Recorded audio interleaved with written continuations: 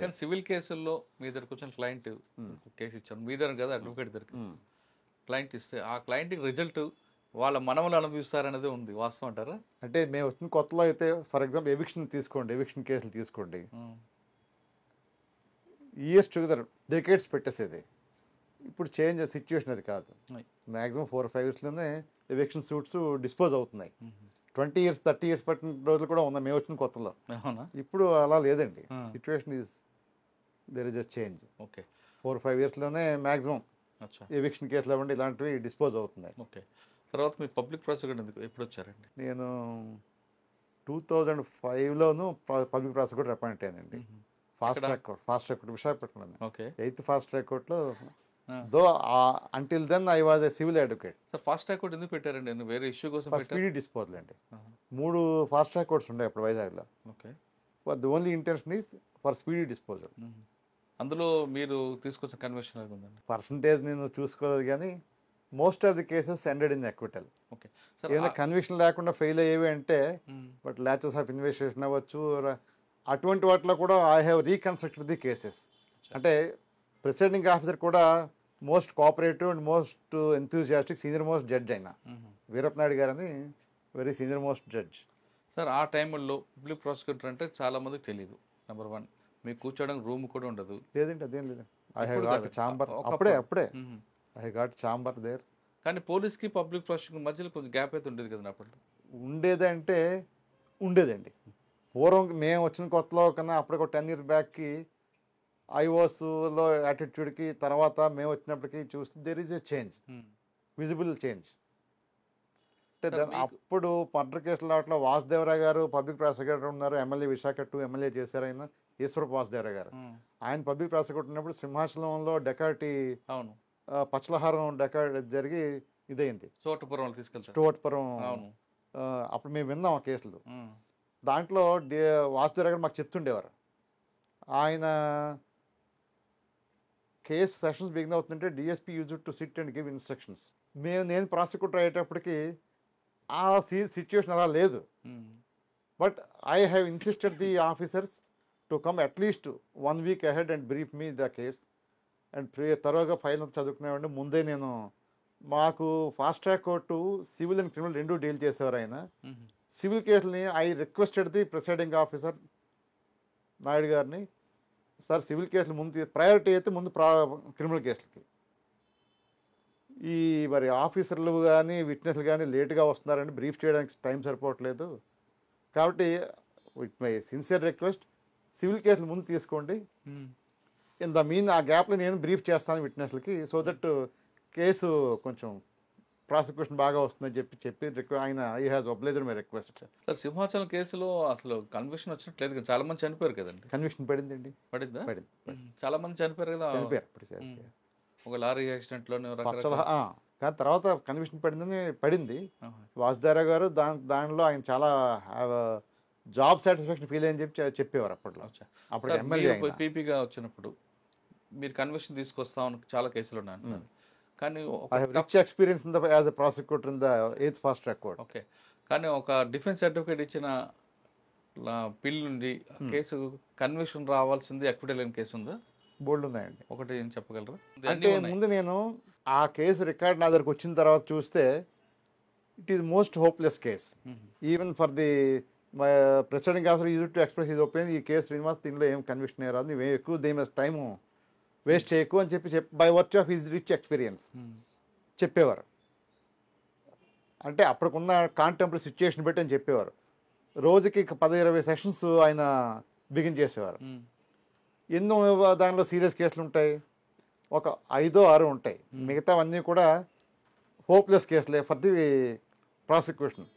Record లేక whatever it may B.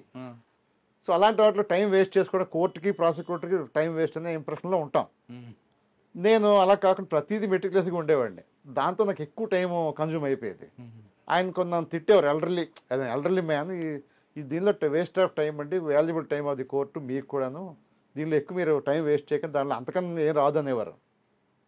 నేను అలా కాకుండా విట్నెస్లు బాగా మెటిక్యులస్గా ఎగ్జామిన్ చేస్తూ లేని ఇన్ఫర్మేషన్, ఇంకా వాళ్ళ అంటే రికార్డులో లేని ఇన్ఫర్మేషన్, యాక్చువల్గా ఎన్నో ఉన్న ఇన్ఫర్మేషన్ రికార్డులో రాకపోతే నేను దాన్ని కలెక్ట్ చేసి రీకన్స్ట్రక్ట్ చేసి చేసిన కేసులు చాలా ఉన్నాయి, కన్విక్షన్ కూడా వచ్చిన కేసులు ఉన్నాయి. ఒక కేసు చెప్పండి. చెప్తాను. చోడవరంలో ఒక కేసు జరిగింది. వైఫ్ అండ్ హస్బెండ్ ఇద్దరు లవ్ మ్యారేజెస్, పేర్లు కూడా చెప్పను. అవసరం లేదు. చోడవరం పోలీస్ స్టేషన్కి కాంపౌండ్కి ఆనుకున్న బ్యాక్ సైడ్ ఉన్న ఇల్లే అది. Okay.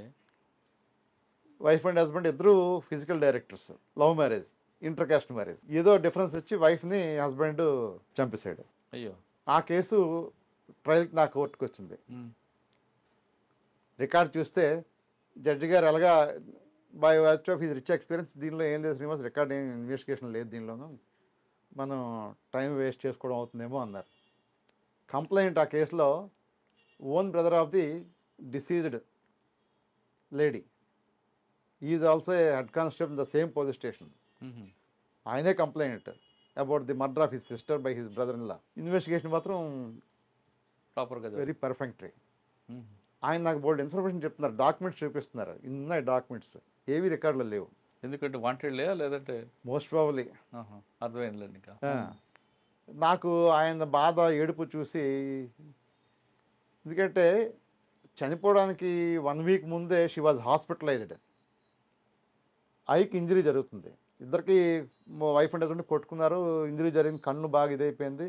She was hospitalised for 10 days in the అదే వీధిలో చివర, చోడవరం పోలీస్ స్టేషన్ బ్యాక్ సైడ్ ఒక వీధి చివరిలో హాస్పిటల్ అడ్మిట్ అయింది. ఆ circumstance record is very much material to the prosecution.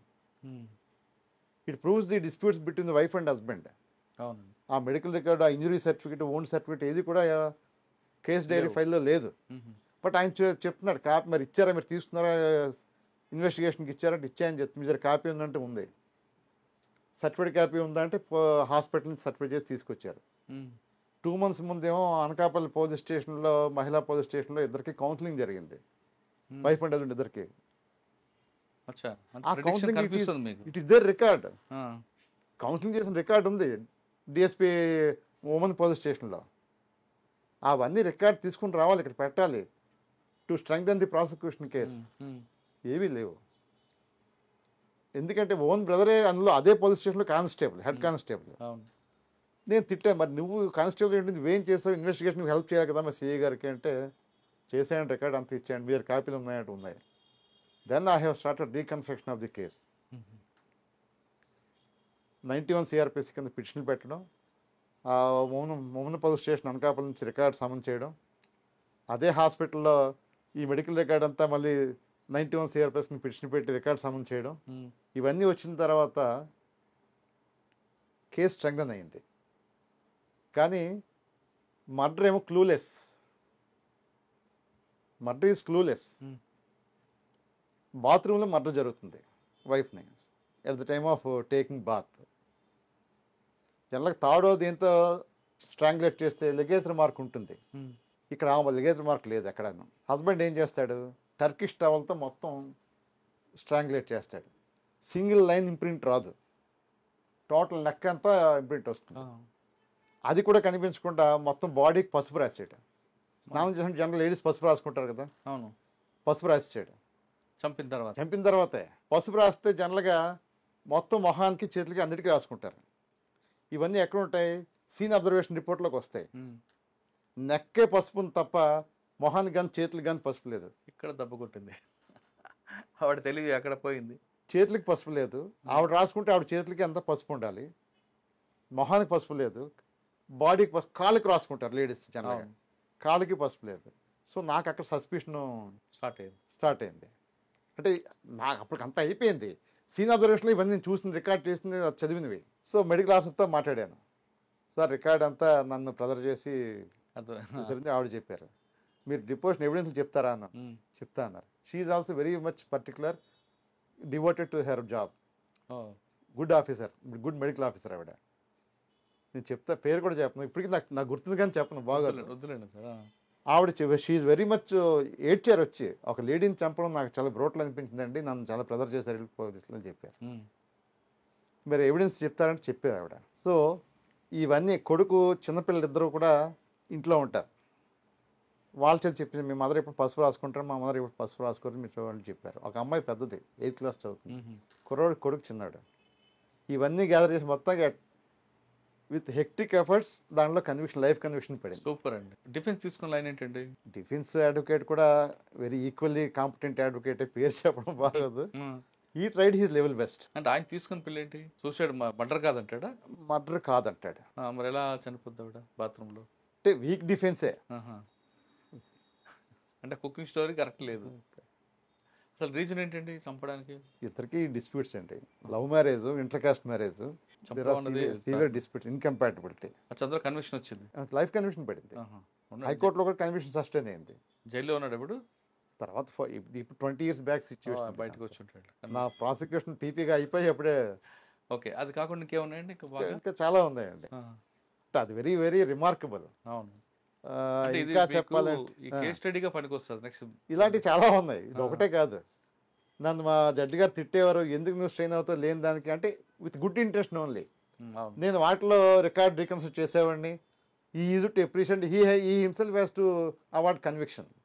చేసేవారు కదా మరి ఆయన, అప్రిషియేషన్ ఉండబట్టి ఆయన కన్విక్షన్ ఇచ్చేవారు. దో ఇనిషియల్లీ హీ వాంట్ మీ. కొన్ని కేసుల్లో అంటే మీరు ఎక్కువ ఎఫర్ట్ పెట్టారు, ఖచ్చితంగా కన్విక్షన్ వస్తుంది అనుకున్న టైంలో అక్విడల్ అయింది అనుకోండి. అక్విడల్ 3 రీజన్స్: హాస్టల్ అయిపోవడం, విట్నెస్ హాస్టల్ అవ్వడం, హాస్టల్ కాకుండా మెటీరియల్ లేకపోవడం, ఇంకా బియాండ్ మై స్కోప్ రీకన్స్ట్రక్ట్ చేయడానికి కూడా రికార్డు ఉండదు, విట్నెస్ కోఆపరేట్ చేయరు. చెప్పండి, బాగా ఎఫర్ట్ పెట్టుంటారు మీరు. పేర్లు గుర్తులేవు కానీ ఒక కేసు అయితే చూడంలో సీనియర్ అడ్వకేట్ వైజాగ్ వచ్చి చేశారు. అది కన్విక్షన్ రావాలి నా ప్రకారం, కానీ అక్విట్లు వచ్చింది. ఎందుకండి? ఆ మర్డర్ జరిగింది నైట్ టైం. యూజువల్గా విలేజెస్లో లేడీస్ టాయిలెట్కి వెళ్ళడం, బయటకు వెళ్తారు. Illicit relation for the deceased lady and the accused. అక్కడ ఏదో తేడా వచ్చింది. చాలా they spent very lengthy time in the outskirts. అంటే ఎంతో దూరం కాదు, పొలాల్లోని ఇళ్ళు ఉంటాయి. ఇంటి నుంచి కొంచెం దూరంగా వెళ్ళి విత్ దే స్పెండ్ టైం. అక్కడ there was some altercation between the wife and husband. Wife and husband పారమర్ అయినా జరిగింది. She a widow I think. అక్కడ రిలేషన్షిప్ అనేది ఐఓ సరిగ్గా ఎస్టాబ్లిష్ చేయలేదు. ప్రెజెన్స్ ఆఫ్ ది అక్యూజ్డ్ కూడా ఎస్టాబ్లిష్ అవ్వలేదు అక్కడ. నేను మ్యాక్సిమం రికన్స్ట్రక్షన్ ట్రై చేశాను కానీ అవ్వలేదు. అంటే ఇప్పుడు నాకు ఫ్యాక్ట్స్ అవి వేగ్గా ఉన్నాయి. ఐ ఎక్స్పెక్టెడ్ కన్విక్షన్, ఎక్విట్లు వచ్చింది. దాంట్లో ఎందుకు వచ్చిందండి?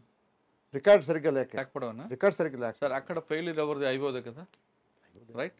ఇప్పుడు ఈ కేసులో ఐఓ మీద యాక్షన్ తీసుకొని రిపోర్ట్ అని రాశారా? ఒక్కొక్కసారి beyond the control of the IO కూడా జరుగుతుంటాయి. విట్నెస్లు కోఆపరేట్ చేయరు. అది వదిలిపెడతాం.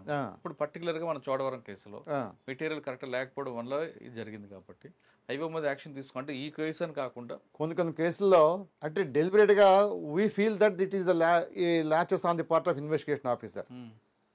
కానీ ఒక్కొక్కసారి ఏంటి బియాండ్ హిస్ డ్యూటీ, అందుకే వాళ్ళకి వర్క్ లోడ్ అది ఓకే.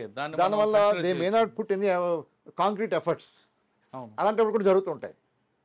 అలా కాకుండా డెలిబరేట్గా investigation officer but for some extraneous reasons ఇలా చేసాడు అనుకుంటే ప్రిసైడింగ్ ఆఫీసర్స్ రాస్తారు. రాసిన బోల్డ్ ఉన్నాయి. అలాగా ఇది రాస్తుంటారు ఎంతమంది మీద? నేను రాసేది నేను జడ్జి గారు రాస్తారు. ఆయన రాస్తారు, ప్రిసైడింగ్ ఆఫీసర్ రాస్తారు. రాసి IO grossly failed in proving the guilt of the accused అని చెప్పి రాస్తారు. ఇంకా చెప్పాలంటే యాక్షన్ తీసుకుని కూడా రాస్తారు. ఓకే. పబ్లిక్ ప్రాసిక్యూటర్ ఎంతకాలం చేశారండి? నేను 6 years చేశాను. ఓకే. 8th ఫాస్ట్ ట్రాక్ కోర్టులో. తర్వాత మళ్ళీ డిఫెన్స్, సివిల్ రెగ్యులర్ ప్రాక్టీస్. 2014లో సిబిసిఐడి వాళ్ళు అదే ఈ లక్ష్మీపేట అని